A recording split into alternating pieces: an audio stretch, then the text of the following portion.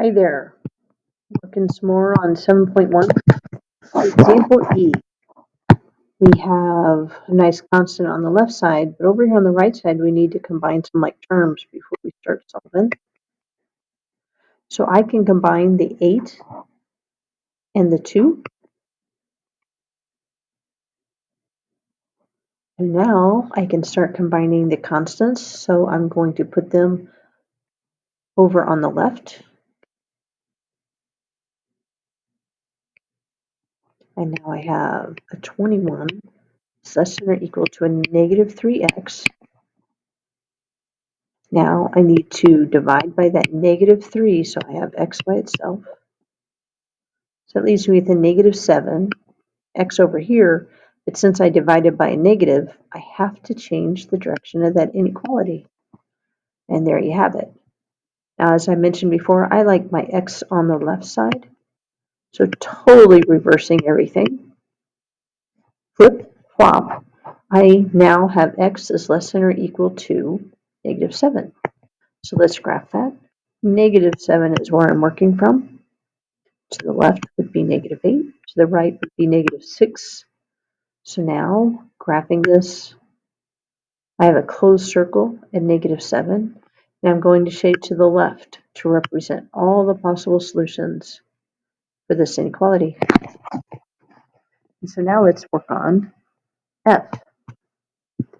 Working on this, I notice first off I have parentheses I have to distribute. So 19 minus 2/3 x, and then a negative 2/3 times 6.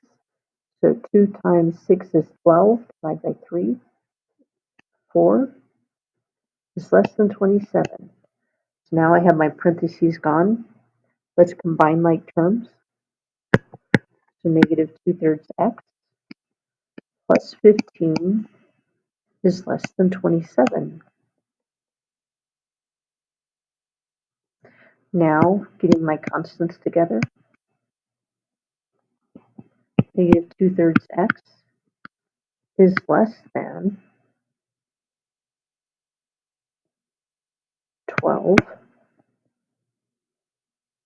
And now I have to deal with these fractions. Instead of multiplying by negative 2/3, I'm going to multiply both sides by negative 3/2.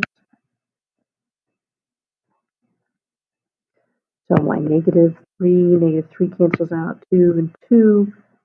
X is less than, so 12 times a negative 3 is a negative 36 over 2. Let's simplify that bad boy just a little bit more. Negative 36 divided by 2 is a negative 18. But wait, I've made a mistake somewhere because my inequality does not work out. Do you see where I made my mistake?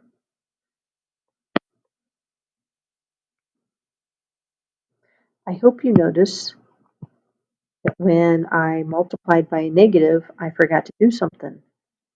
When I multiplied by this negative, I should have flipped my inequality. And so my true answer is that x is going to be greater than a negative 18. So let's represent that on our number line.